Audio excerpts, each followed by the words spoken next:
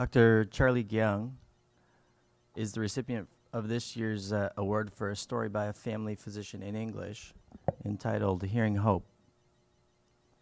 Dr. Guiang practices medicine at the Health Center at 410, an urban inner-city academic clinic affiliated with the University of Toronto.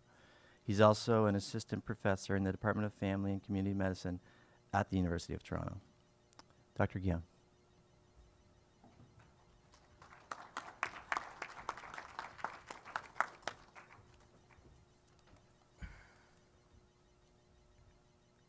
I just want to thank the college and AMS, and congratulations to the other recipients, Stephanie and Geneviève.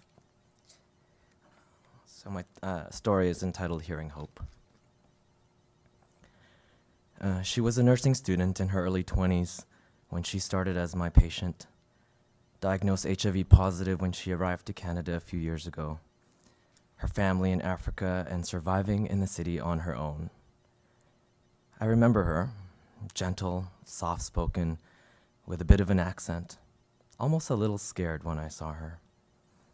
I got the sense that she wondered why I was even helping her without needing anything in return. Like she's never been taken care of by someone else, and that was all new to her. She seemed almost a little paranoid. It took a while, but she warmed up to me, and I to her. She started to make more eye contact, and the more that happened, the more I saw something. There was something sad in her eyes. No, she wasn't depressed. I think her eyes saw things I could never imagine in my 33 years of life. She said at one visit that many around her in Africa died of it. HIV, you mean? I said. She could never call it by its name. It's like when you were mad at someone and you'd say that person or it, rather than calling the person by his or her real name.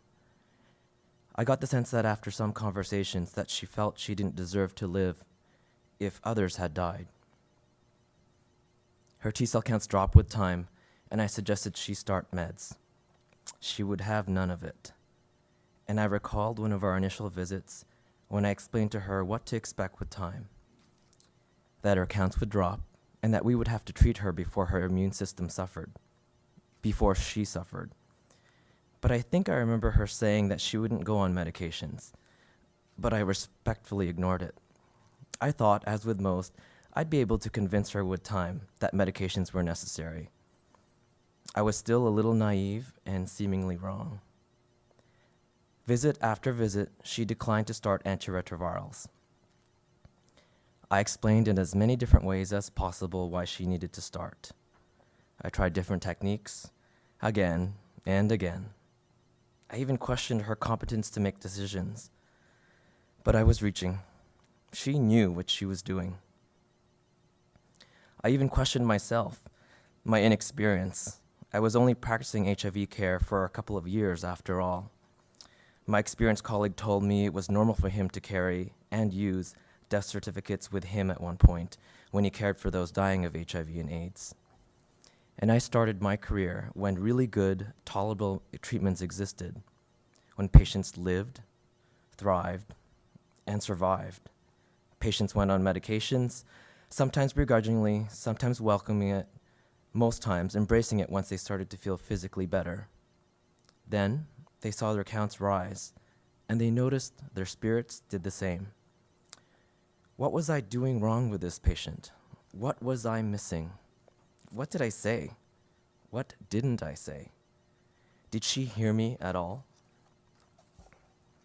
And then she got sicker.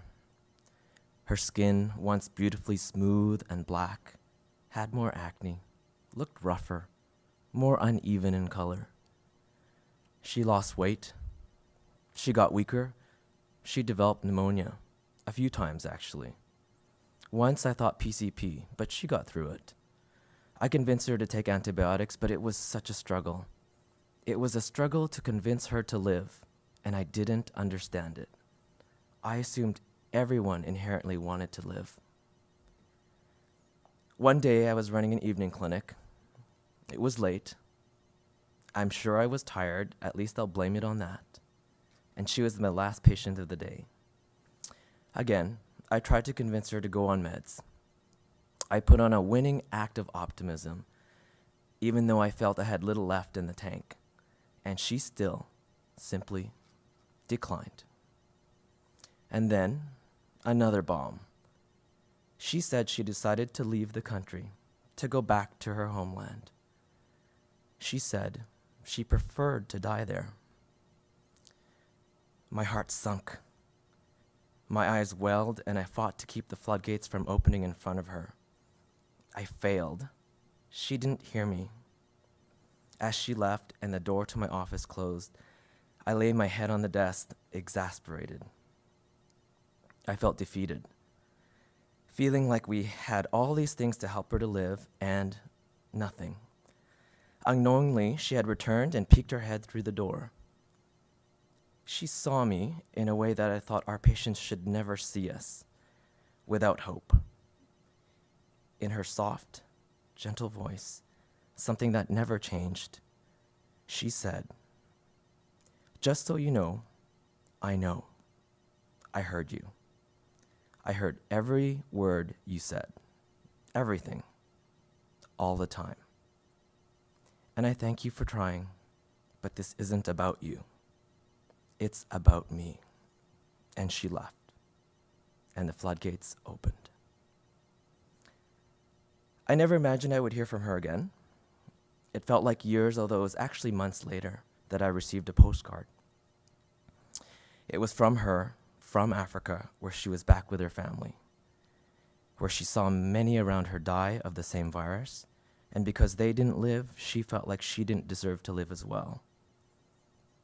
The postcard was small. She couldn't fit a lot on it, but she didn't need to. She wrote that she eventually went on treatment. It actually said HIV medications. She could now write it. There was something bright about her writing, like I could hear her saying the words she wrote on paper. That same gentle voice, the slight accent, still soft, but like she was smiling if she said the words. Her eyes still ravaged deeply by death, but able to see the world with a new perspective. "I was listening," she wrote. "I heard you." All of a sudden, I was hearing hope.